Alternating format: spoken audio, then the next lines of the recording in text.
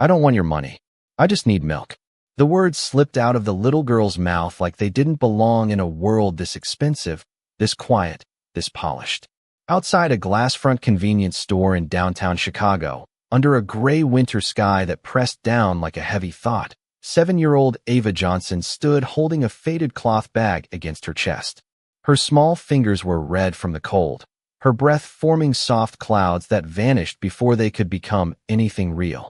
Inside a sleek black Rolls-Royce parked just a few feet away, William Carter paused mid-motion, his hand still resting on the door handle, his expression shifting from indifference to something more uncertain. He was used to people asking him for things, investments, opportunities, money, favors, but not this. Not milk. He stepped out slowly, the polished leather of his shoes touching the cracked sidewalk, his tailored coat moving slightly with the wind, and for a moment he didn't speak, just studied the child standing in front of him as if she belonged to a different world entirely. Ava didn't step back, but she didn't step forward either. She simply held her ground, eyes steady in a way that didn't match her small frame. You don't need money? William finally asked, his voice calm, but edged with curiosity. She shook her head quickly. No, sir. I just need milk. For my brother. The answer should have been simple, easy to dismiss, but something in the way she said it made it impossible to ignore. The street around them kept moving, cars passing, people walking, distant sirens blending into the city's endless rhythm. But between them, there was a stillness, like the world had decided to pause and watch. William glanced toward the store window where warm light spilled onto the sidewalk, then back to the girl. Her coat was too thin for the weather, her shoes slightly worn at the edges, and yet she didn't look desperate in the way he expected. She looked determined, like someone who had already decided giving up wasn't an option. Where are your parents? He asked carefully. Ava hesitated for half a second, just long enough for the silence to feel heavy, then answered quietly. My mom is home. She's tired. My brother hasn't eaten since last night. There was no exaggeration in her voice, no attempt to convince him, just fact delivered with the calmness of someone who had learned early that survival didn't wait for permission. William turned slightly, looking down the block as if expecting the answer to appear somewhere between the buildings. He had built companies that stretched across continents, negotiated deals that moved millions in seconds. Yet in this moment he felt oddly unprepared, as if the simplest human request had become the most complex problem he had ever faced.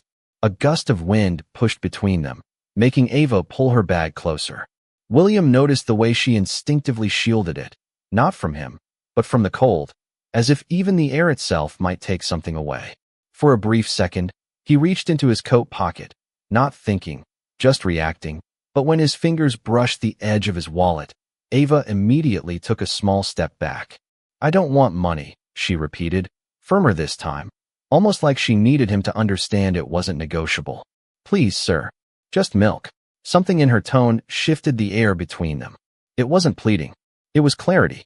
William slowly withdrew his hand, studying her again, and then looked toward the store entrance. People inside moved casually through aisles lined with bright packaging, unaware of the moment unfolding just outside their door. He could have walked away. He could have solved it with cash and left it as another forgotten encounter in a long list of urban moments. But instead, he found himself doing something he rarely did without calculation. He stayed. Why not come inside? He asked finally. Ava blinked, as if the question itself required trust. Then she nodded once. Together they stepped toward the store, the automatic doors sliding open with a soft mechanical sigh, releasing warmth and light that contrasted sharply with the cold outside. Inside, the hum of refrigeration units and distant chatter wrapped around them, but Ava stayed close to the entrance, her eyes scanning shelves carefully, as if she already knew exactly what she needed and nothing more. William followed a few steps behind, not rushing her, simply observing. When she reached the dairy aisle, she stopped in front of the lowest shelf and pointed to a small carton of milk, the cheapest one available. She didn't hesitate. She didn't compare. She simply reached for it like it was the only thing that mattered. William watched as she held it gently in both hands, almost carefully, as if it were something fragile beyond its physical form. That's all, he asked softly. Ava nodded. That's all he needs to stop crying. There was something in that sentence that didn't fully land at first, something William couldn't immediately name. It wasn't just about hunger. It was about weight, responsibility, a child carrying more than she should have ever been asked to carry. He exhaled slowly, looking at the carton in her hands, then at her face, then around the store filled with abundance that somehow felt very far away.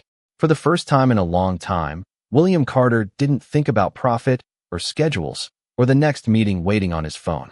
He thought about the fact that a 7-year-old had walked into his path asking for something so small it had somehow become enormous. And without fully understanding why, he made a decision that would change the direction of his entire day. "I'll get it," he said quietly, reaching for the milk before she could protest. Ava hesitated, then let go slowly, watching him as if unsure whether this was allowed. William placed the carton gently into his hand like it mattered more than it should, and in that small, ordinary action, something inside him began to shift in a way he could not yet name. William Carter stood still for a moment inside the warm glow of the store entrance, holding the small carton of milk in his hand as if it weighed more than its physical form. Ava Johnson stood just a few steps away, watching him carefully, her eyes tracking every movement like she was trying to predict whether this moment would disappear if she blinked too hard.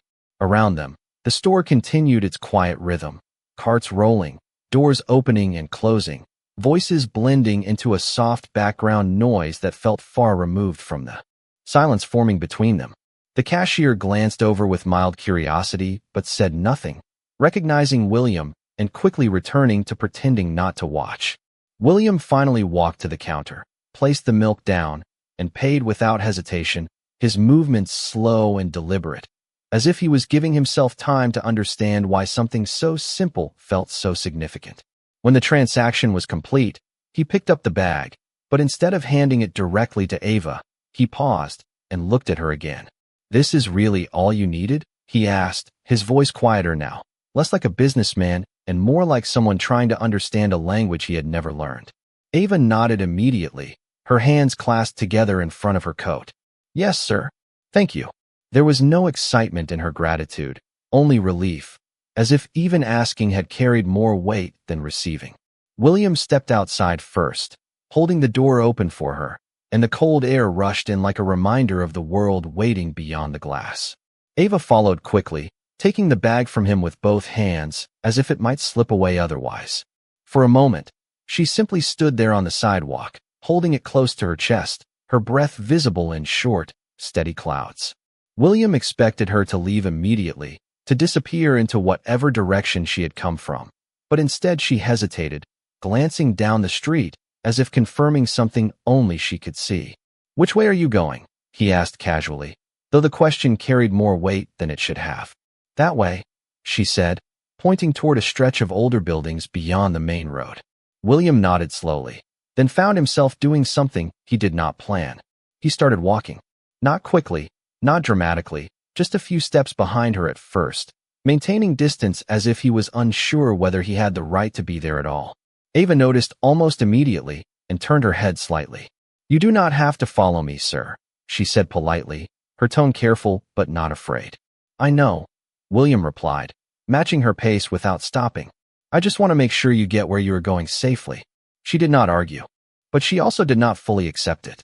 Instead, she adjusted her grip on the milk and continued walking, leading him through streets that gradually shifted in tone and texture. The glass storefronts became older brick buildings, the polished sidewalks turned uneven, and the bright advertisements faded into weathered signs that had seen too many winters. William noticed things he normally would not have paid attention to. A broken fence repaired with wire, a bus stop bench missing paint, a small grocery store with flickering lights inside.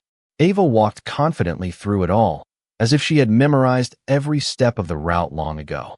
After several blocks, she turned down a narrower street where the wind seemed stronger and the buildings stood closer together. William slowed slightly, observing more carefully now.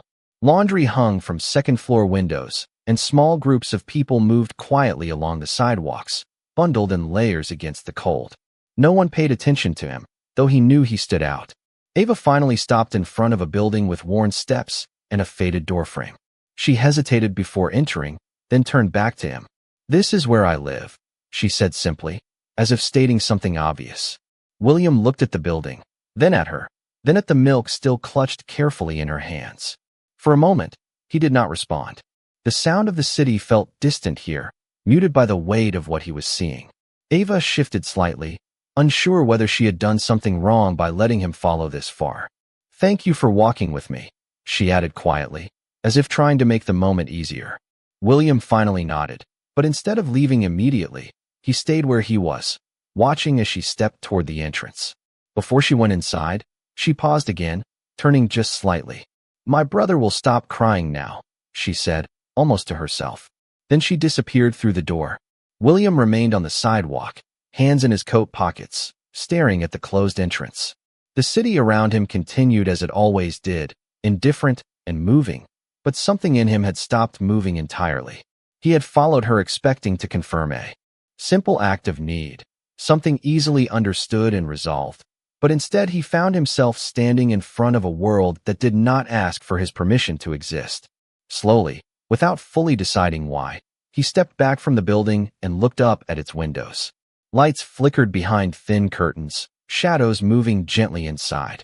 William Carter had spent his entire life making decisions based on data, logic, and outcomes.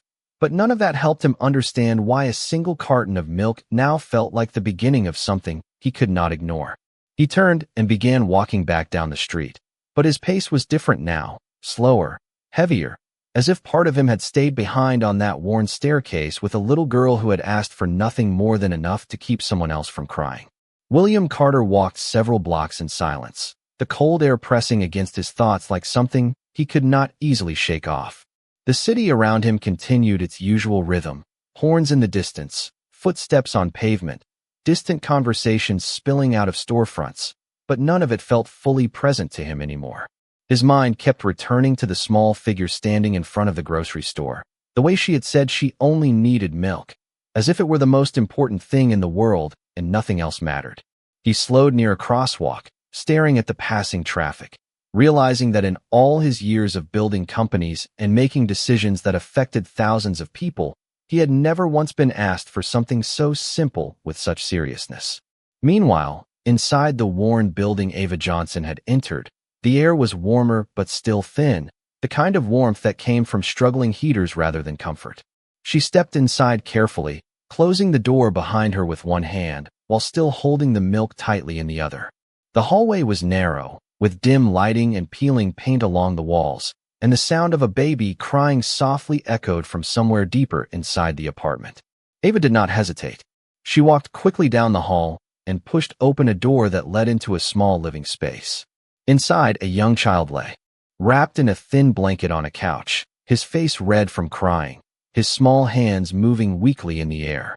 A woman sat nearby, exhausted, her posture heavy with fatigue, her eyes lifting when Ava entered. "I got it," Ava said softly, lifting the milk slightly as if it were proof of something more than just a purchase. The woman exhaled slowly, relief washing over her face as she reached out and took the carton with trembling hands. "You did it," she whispered. Ava nodded but did not smile. Instead, she moved closer to the couch, gently touching her brother's hand.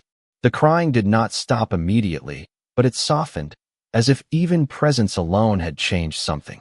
Outside, William Carter found himself standing at the edge of a quieter street, his hands still in his coat pockets, his thoughts refusing to settle. He had told himself he would leave the situation behind once he knew the child was safe, but that idea no longer felt simple.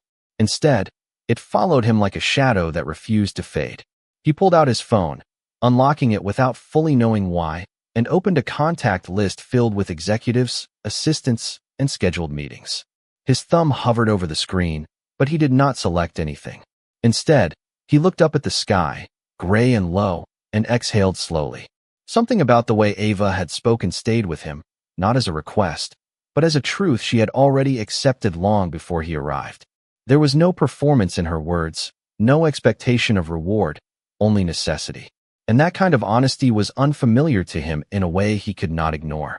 Back inside the apartment, Ava stood quietly near the window, watching the faint light outside filter through thin curtains. Her brother had calmed enough to fall into a lighter sleep, his breathing steady now. The woman sat back slowly, holding the milk close as if afraid it might disappear. You should not have to go out like that, she said softly, her voice carrying both gratitude and worry. Ava looked at her for a moment and replied, he needed it. The simplicity of the answer filled the room more than anything else. There was no complaint, no explanation beyond what was necessary. A child, speaking about responsibility as if it were as normal as breathing. Meanwhile, William had begun walking again, but now his direction was uncertain. He found himself turning back toward the street where he had last seen her enter the building. He did not know exactly why he was returning. It was not logic, not obligation, not even curiosity anymore. It was something quieter, something that felt closer to awareness than decision. As he approached the building again, he slowed near the entrance and looked up at the worn steps. The same door remained closed. The same windows held soft light behind them. He did not knock. He simply stood there for a moment, as if trying to understand what part of him had insisted on coming back. Inside, Ava sat beside her brother, gently adjusting the blanket around him, her small hands careful and steady. The milk sat on the table nearby, no longer just an object, but something that had shifted the balance of the evening. The woman watched her daughter for a moment before speaking again. You always do too much, she said softly. Ava looked down briefly, then replied, I just do what needs to be done. Those words lingered in the small room, quiet but firm. Outside, William Carter finally stepped away from the building, his pace slower than before. He did not look back immediately, but when he did, it was only once, briefly, before continuing down the sidewalk. Something had changed, though nothing visible had shifted. The city remained the same, the buildings unchanged, the night continuing its steady advance. But within him, the encounter was no longer a passing moment. It had become something he would not be able to leave behind as easily as he had arrived. The next morning arrived in Chicago with a pale gray light stretching across the city, the kind of dawn that made everything feel quieter than it should be, and William Carter had not slept. He sat in the back of his apartment overlooking the skyline, untouched coffee growing cold on the table beside him, his thoughts still anchored to a small apartment building he had stood in front of the night before, without fully understanding why he could not simply walk away from it. The image of Ava Johnson holding that carton of milk as if it carried the weight of something far greater than its size kept returning to him, not as a memory he could dismiss, but as something that demanded attention in a way he was not used to. By mid-morning, he had already made a decision he did not announce to anyone, and instead of heading into his usual schedule of meetings, he instructed his driver to take him back to the same neighborhood. When he arrived, the street looked different in daylight, more exposed, less forgiving, as if the night had softened its edges and the morning had taken that comfort away. He stepped out of the vehicle alone, his presence still drawing subtle attention from passers-by, but he ignored it and walked toward the worn building. Inside, the hallway carried the scent of old wood and heated pipes, and when he reached the door he had seen the night before, he hesitated only briefly before knocking. A moment later, the door opened and Ava's mother, Lena Johnson, stood there, her expression guarded at first, then shifting into cautious recognition as she realized who he was. Ava appeared behind her almost immediately, her eyes widening slightly at the sight of him, though she did not step forward or retreat, simply observing as she always did. William nodded respectfully. I hope I am not intruding, he said calmly, his voice measured but sincere. Lena crossed her arms slightly, unsure of his presence. You followed my daughter yesterday, she said, not accusing, but not welcoming either. William did not deny it. Yes, he replied. I wanted to make sure she was safe. Ava looked up at him briefly. I told you we were okay, she said softly, her tone steady, not offended, just factual. William turned his attention to her. You were, he said, then paused, as if choosing his next words carefully. But I think I misunderstood something. There was a brief silence in the room, the kind that made small spaces feel even smaller. Lena glanced toward the kitchen where her younger child still slept, then back at William. People always think they understand, she said quietly. They usually do not stay long enough to be sure. William accepted that without defense. Instead, he looked around the small apartment, noticing details he had overlooked the night before, a half-empty pantry, a folded stack of utility notices on the counter, a chair slightly repaired with tape. None of it was dramatic, none of it theatrical, just reality existing without apology. Ava moved closer to the table where the remaining milk sat, untouched for the moment, and placed her hand on it briefly, as if confirming it was still there. "He is better now," she said quietly. "My brother stopped crying." William nodded slowly, then spoke again. "That should not have been something you had to worry about." Ava tilted her head slightly, not in disagreement, but in a way that suggested she had long accepted responsibilities that did not match her age. "Someone had to," she said simply. Lena looked at her daughter for a moment, then back at William. "She does not complain," she said, her voice softer now. "But she should not have to carry what adults cannot fix." William's gaze shifted downward for a moment, absorbing that without interruption. Outside, a siren passed faintly through the street, distant and indifferent. Inside, the silence held longer than expected, not uncomfortable, but heavy with recognition. William finally spoke again. "I do not want to interfere," he said carefully, "but I also cannot ignore what I have seen." Ava looked at him directly now, her expression unchanged but attentive. "We are fine," she repeated, though this time it sounded less like reassurance and more like something she had been trained to believe. William took a small breath. "Being fine should not depend on whether a child can find milk," he said quietly. The words hung in the air without urgency, without judgment, but with a clarity that made the room feel stiller. Lena looked away briefly, then back at him. "And what exactly are you suggesting?" she asked. William did not answer immediately. Instead, he looked at Ava, who had returned to holding the milk gently, as if grounding herself in its presence. He realized then that nothing about her request had been about charity or rescue. It had been about necessity, about dignity, maintained in the smallest possible form. "I do not have all the answers," he said finally, "but I think I should understand more before I walk away." Ava studied him for a moment, then nodded slightly, as if accepting that answer not because it solved anything, but because it was honest. And for the first time since he had met her, William Carter did not feel like he was stepping into a situation he could control, but rather into a reality that was asking him to simply stay long enough to see it clearly. The following afternoon, William Carter returned again to the same neighborhood, but this time he did not arrive with the same uncertainty as before. Something had shifted in the way he moved through the city, not faster, not more confident, but more deliberate, as if every step carried a question he was no longer willing to ignore. The driver had offered to wait, but William told him to leave, choosing instead to walk the final blocks alone. The air was colder than the day before, sharper, and the sidewalks were busier with people returning from work or school, yet none of it distracted him from the place he was headed. When he reached the building where Ava Johnson lived, he paused at the entrance longer than he intended, not because he was unsure of his decision, but because he realized he no longer saw this place as just another address. It had become something else entirely in his mind, something he could not yet define. Inside, Lena Johnson opened the door again, and this time her expression was less guarded, though still careful. Ava stood just behind her mother, watching William with quiet curiosity. He nodded politely before speaking. "I did not come here to disrupt your lives," he said calmly. "I came because I think I need to understand more than what I saw in a single moment." Lena studied him for a second, then stepped aside slightly, allowing him to enter. The apartment felt the same as before, small, worn, but filled with a sense of resilience that no luxury space he owned could replicate. Ava moved back toward the table where the remaining milk carton still sat, untouched, and placed her hand on it again, almost unconsciously. William noticed that gesture immediately. "She does that often," Lena said softly, following his gaze. "She checks things. Make sure they are still there. Like if she stops paying attention, they might disappear." William did not respond right away.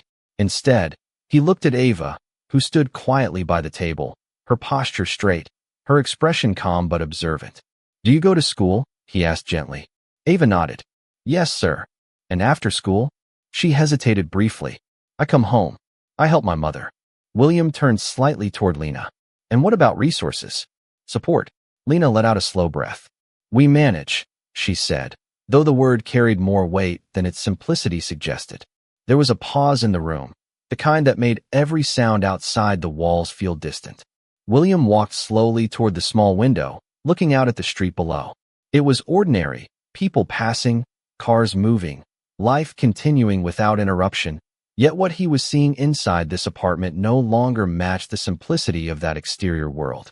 "Yesterday," William said quietly, still looking out, "I thought I was just helping a child buy milk." He turned back toward them. "But now I am not sure that was ever the full story." Ava looked up at him. "It was the story," she said. "We needed milk." There was no emotion in her voice beyond truth. William nodded slowly, accepting that. "And that is what stays with me," he replied. "Not because it was complicated, but because it was not." Lena crossed her arms lightly, leaning against the counter. "People like you usually do not stay long enough to think about things twice," she said, not unkindly, but honestly. William met her gaze. "Then perhaps I am not interested in being that kind of person anymore," he said. The words lingered in the space between them, not dramatic, but steady. Ava returned to sitting quietly near her brother, who was now sleeping peacefully in a small crib near the corner of the room. The sound of his breathing filled the silence in a way that felt almost grounding. William watched him for a moment, then shifted his attention back to Ava. "What do you want?" he asked softly. The question was simple, but it carried a weight that made the room feel even quieter. Ava looked at him, thinking for a moment, then answered, "I want him to stop crying. And I want my mother not to be tired all the time." William felt something tighten in his chest, not sudden, not overwhelming, but slow and unavoidable. It was not a request for wealth, not for escape, not for change beyond reach. It was something far more immediate and far more human. He nodded once, as if acknowledging a responsibility that had not been assigned to him, but which he could no longer pretend he had not seen. "I understand," he said quietly. Lena looked at him with caution still present, but softened by something like reluctant recognition. "Understanding is not the same as fixing," she said. William accepted that without argument. "No," he replied, "but it is where it begins." For a moment, no one spoke. The room held a stillness that was not empty, but full of everything that had not yet been said. Outside, the city continued its rhythm, indifferent and moving forward, but inside that small apartment, something had changed shape, not fully formed, but no longer invisible. William Carter stepped back toward the door, not leaving yet, but no longer just observing either. And as he paused at the threshold, he realized that whatever had started with a carton of milk was no longer an encounter he could walk away from unchanged. Over the following days, William Carter found himself returning to the neighborhood more often than he had ever intended. At first, he told himself it was simply observation, a way to better understand what he had seen, but slowly that explanation stopped feeling honest even to him. Each visit brought a different kind of awareness, not dramatic, not sudden, but steady, as if something inside his usual way of thinking was being quietly rewritten. He no longer arrived with the same distance he once carried in his decisions. Instead, he walked through the streets with a sense of attention that made even small details impossible to ignore. One afternoon, he stopped near a small community store a few blocks from Ava Johnson's building. The place was modest, shelves partially filled, the kind of store that existed more out of necessity than abundance. Inside, he noticed children standing quietly with small lists, waiting their turn while adults counted coins carefully at the counter. There was no urgency in the space, only precision born from limitation. William watched from the entrance for a moment before stepping inside. The cashier recognized him immediately, but said nothing beyond a polite nod. He moved slowly through the aisles, observing things he had never needed to consider before. Prices written by hand on faded labels, items placed carefully to stretch availability rather than comfort, choices made not from preference, but from constraint. When he reached the dairy section, he saw a small selection of milk cartons similar to the one Ava had chosen days before. He reached for one but paused, realizing his gesture no longer felt symbolic. It felt connected. Outside, the wind carried the sound of children laughing in the distance, and William found himself following it without thinking. It led him toward a small open space behind a row of buildings where several children were gathered, sharing snacks and talking quietly. Among them, he recognized Ava immediately. She was sitting on a low step, carefully dividing a small piece of food into equal portions between two younger children, her focus absolute, her expression calm. There was no hesitation in her movements, no sense of loss or complaint, only quiet responsibility. William stopped at a distance, watching without interrupting. Ava noticed him after a moment, but did not react with surprise. Instead, she simply acknowledged his presence with a small nod before continuing what she was doing. When she finished dividing the food, she handed it out and only then stood up. "You keep coming back," she said softly, as if stating something she had already accepted. William nodded. "I suppose I do." She studied him for a moment, then asked, "Why?" The question was simple, but it carried more weight than its simplicity suggested. William looked at the children around her, then back at her. "Because I think I missed something the first time I saw you," he said honestly. Ava tilted her head slightly. "You saw milk," she said. "That was enough." William shook his head gently. "It was not enough for me," he replied. There was a brief silence between them, not uncomfortable, but reflective. Ava sat back down on the step, and William remained standing nearby. The children continued playing quietly, their voices blending into the soft noise of the afternoon. "Do you think about things like this often?" William asked after a moment. Ava considered the question seriously. "I think about what needs to be done," she said, "and then I do it." William absorbed that answer, realizing how different her understanding of the world was compared to his own. For him, decisions were layered with analysis, outcomes, and implications. For her, they were immediate, grounded in necessity. "That is a heavy way to live," he said quietly. Ava shrugged slightly. "It is just how it is." He looked away for a moment, toward the street beyond the lot, where life continued without pause. Cars passed, people moved. The city remained indifferent to everything happening in this small space behind the buildings. Yet for William, nothing felt indifferent anymore. "I do not want to leave things as they are," he said finally, more to himself than to her. Ava looked at him. "Most people say that," she replied. "They do not stay long enough to mean it." The words were not sharp, just honest. William nodded slowly. "Then I will stay long enough," he said. Ava did not respond immediately. Instead, she looked at him for a long moment, as if trying to determine whether that sentence held weight beyond intention. Eventually, she stood again. "My mother says people only change things when they understand them completely," she said. William met her gaze. "Then I will try to understand," he replied. There was no dramatic shift, no clear resolution in the air, only the beginning of something that neither of them fully named. Ava turned back toward the children, and William remained where he was, standing in quiet observation. The afternoon light softened across the ground, and for the first time, he did not feel like a visitor in a place he did not belong. He felt like someone who had finally stopped moving, long enough to see what had always been there. That evening, the city lights of Chicago began to glow through the early night air, reflecting softly against the glass buildings downtown. But William Carter was not in his office, and for the first time in years, he had ignored 3 scheduled meetings without hesitation. Instead, he sat inside a quiet community center a few blocks away from Ava Johnson's neighborhood, a place he had discovered only after asking questions he normally never needed to ask. The room was simple, with folding chairs arranged in uneven rows and a faint smell of old paper and cleaning supplies. But what stood out to William was not the setting. It was the people. Families gathered in small groups, children sitting beside parents, volunteers moving quietly with forms and notebooks, and a sense of shared struggle that did not ask for attention but existed in plain sight. Across the room, Ava sat beside her mother, Lena Johnson, listening to a woman at the front explain available support programs. Ava's hands rested in her lap, still and attentive, her posture calm in a way that made her seem older than she was. William remained near the back, unnoticed by most, observing not as someone above the room, but as someone trying to understand it for the first time without filters. When the session ended, people slowly began to leave, conversations forming in small clusters. Ava noticed William immediately, but did not approach. Instead, she waited until her mother finished speaking with another woman before walking toward him. "You came here," she said simply. William nodded. "I said I would try to understand," he replied. Ava studied him for a moment. "This is not something people usually try to understand," she said. William accepted the observation without defense. "I am beginning to realize that," he said. Lena approached shortly after, carrying a folder of papers.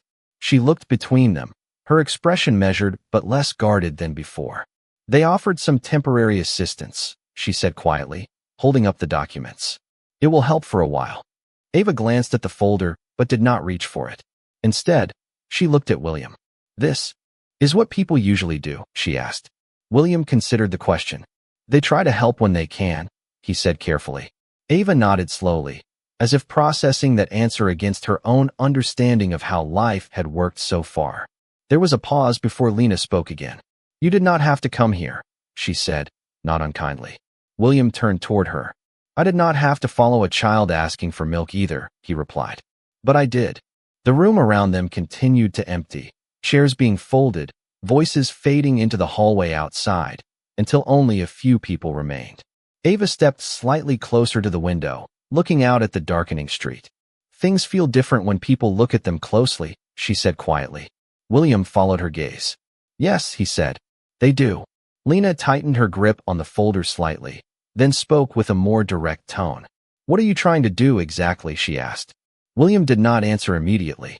For once, he did not default to strategy or structure or carefully prepared language. Instead, he looked at Ava, then at the empty rows of chairs, then back to Lena. I think I am trying to make sure I did not walk away from something I should have seen, he said. Ava turned toward him fully. You saw it, she said. You just did not know what it meant. William acknowledged that with a slow nod. Then I am trying to learn what it means, he said. The words settled into the room without resistance. There was no dramatic reaction, no immediate change, only a quiet acknowledgement that something had shifted in how he was choosing to stay present. Outside, the wind moved through the streets, brushing against windows and passing cars, while inside, Ava returned to her mother's side, holding the edge of the folder lightly but not opening it. William remained standing where he was, no longer observing from a distance, but also not yet part of their world. Instead, he existed in the space between, where understanding had begun but had not yet fully formed. After a moment, Lena spoke again, her voice softer. Most people do not stay after they realize how hard it is, she said. William looked at her. Then most people were not meant to see it clearly, he replied. Ava glanced up at him briefly, then returned her attention to the window. The city outside continued its rhythm, unchanged, indifferent, but inside the community center, something quieter had taken root. Not resolution, not transformation, but a recognition that what had begun with something as small as a carton of milk had become something neither distance nor time could easily erase. The following morning, William Carter arrived at his office tower in downtown Chicago earlier than usual, but he did not go directly to the executive floor. Instead, he remained in the lobby for several minutes, standing near the large glass windows that overlooked the city streets, as if waiting for something he could not yet define. His assistant had already prepared a full schedule for the day, meetings with investors, calls with board members, and a review of international contracts, but William had instructed her to hold everything for the first hour. That decision alone had already raised questions among his staff, because it was not typical of him to delay anything. Yet William felt no urgency to return to his usual rhythm. His attention kept drifting back to the same thought that had followed him for days. The image of Ava Johnson sitting quietly in that small community center, speaking about what it meant to understand what needed to be done. By mid-morning, William requested a private meeting with a foundation director who managed several urban assistance programs. The conversation took place in a quiet conference room, away from the main offices, where large glass walls let in natural light but still felt separate from the rest of the building. The director explained ongoing initiatives, funding limitations, and the gaps that existed between available resources and actual needs in neighborhoods like the one William had visited. William listened without interruption, asking only a few precise questions, but his focus was different from previous discussions he had led in similar rooms. He was not evaluating return on investment or strategic expansion. He was tracing something more human, something less defined by numbers. When the meeting ended, the director offered to send detailed reports, but William asked for something simpler. I want to understand where help does not reach, he said. Not in theory, in practice. Later that afternoon, William returned to the community center again. The space was quieter than before, with only a few volunteers organizing materials and preparing for the next session. Ava was there as well, sitting at one of the tables with a pencil in hand, writing slowly on a sheet of paper while Lena spoke with someone near the entrance. When she noticed William, she did not appear surprised anymore. Instead, she simply watched him approach. You are here again, she said softly. William nodded. I said I would try to understand, he replied. Ava looked down at her paper for a moment, then back up at him. Most people say things like that, and then stop coming, she said. William accepted the observation without argument. I am aware, he said. There was a pause, not uncomfortable, but measured, as if both of them were adjusting to a pattern that was slowly forming. Ava returned to her writing, and William remained standing nearby, observing quietly. Lena approached after a few minutes, carrying a stack of pamphlets. She looked at William with a more neutral expression than before, neither guarded nor welcoming, simply aware of his continued presence. They are expanding some of the assistance programs next month, she said, placing the pamphlets on the table. It will help families who qualify. William glanced at the papers, but did not pick one up. Instead, he asked, how many do not qualify but still need help? Lena hesitated slightly. More than people want to admit, she said. William nodded slowly, absorbing that without comment. Ava looked up from her paper again. Why are you asking so many questions? She asked directly. William turned toward her. Because I think I made a mistake before, he said. I thought understanding was about seeing something once. Now I think it is about seeing it until you cannot ignore it anymore. Ava considered that for a moment, then returned to her writing. That sounds tiring, she said. William allowed a faint expression of agreement. It is, he replied. Outside, the afternoon light began to shift, casting longer shadows across the floor of the community center. People came and went, voices rising and fading in the hallway, but the small table where Ava sat remained a fixed point in the room. William pulled out a chair and sat down for the first time without hesitation. Ava glanced at him briefly but did not comment. Instead, she continued writing carefully, as if his presence had become part of the environment rather than an interruption. After a long silence, William spoke again. If there was one thing that would make things easier here, he asked, what would it be? Ava did not look up immediately. When she finally answered, her voice was steady. Less things breaking, she said, and less people leaving. William did not respond right away. The simplicity of the answer carried more weight than any report he had read or meeting he had attended. Lena, standing nearby, exhaled quietly but said nothing. William looked down at the table, then toward the window where the city continued moving without pause. That is not a complicated request, he said softly. Ava looked at him then, her expression calm but observant. It is not complicated to say, she replied. William met her gaze. But it might be complicated to fix, he said. Ava nodded once, as if acknowledging something she had always known.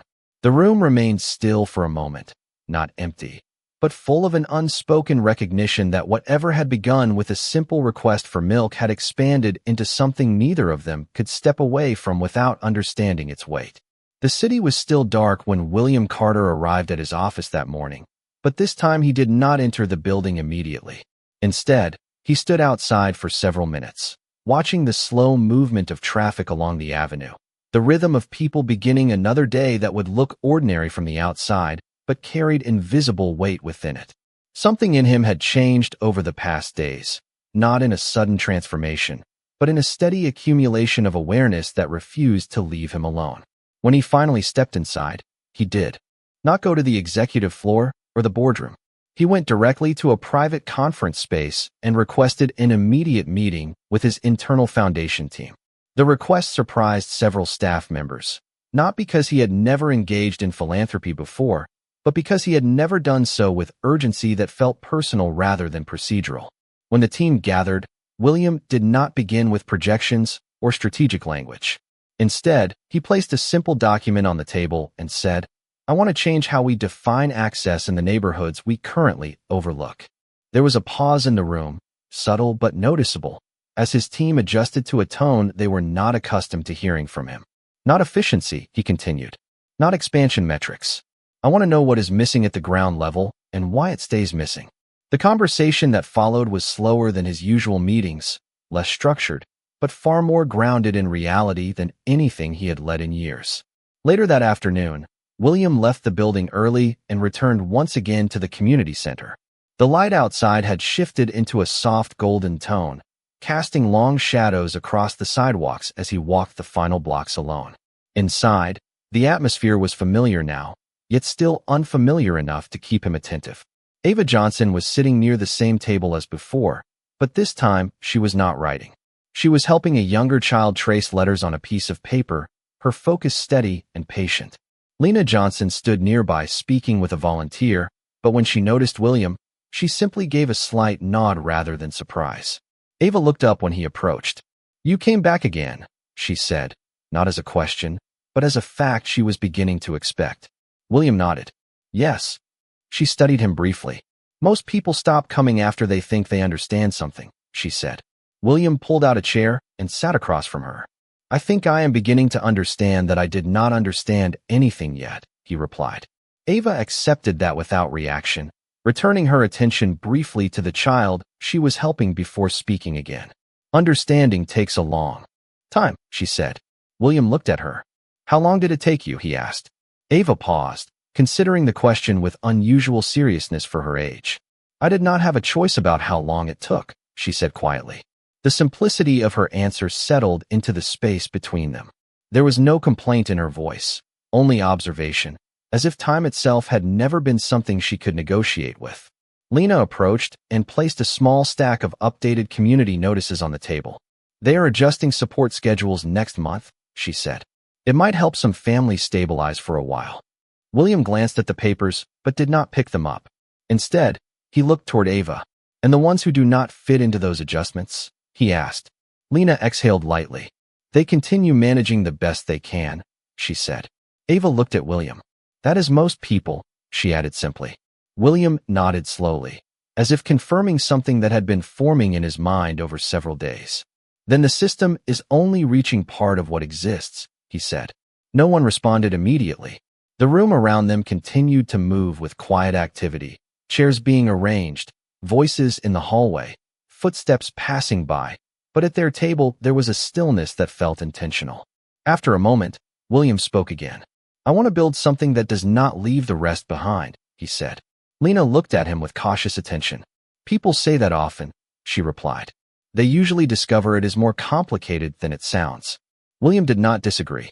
"Instead," he said, "then I will stay long enough to understand the complications." Ava watched him for a moment, then asked, "Why?" The question was direct, without hesitation. William considered it carefully before answering. "Because I think I finally saw something clearly," he said. "And once you see it, you cannot pretend you did not." Ava nodded slightly, as if that explanation matched something she already understood in her own way. The conversation quieted again, but this time it did not fade into uncertainty. Instead, it settled into something more stable, as if a direction had been acknowledged even if not yet fully defined. As evening approached, William remained seated longer than he had planned. The community center began to empty gradually, families leaving in small groups, volunteers finishing their work, the building slowly returning to silence.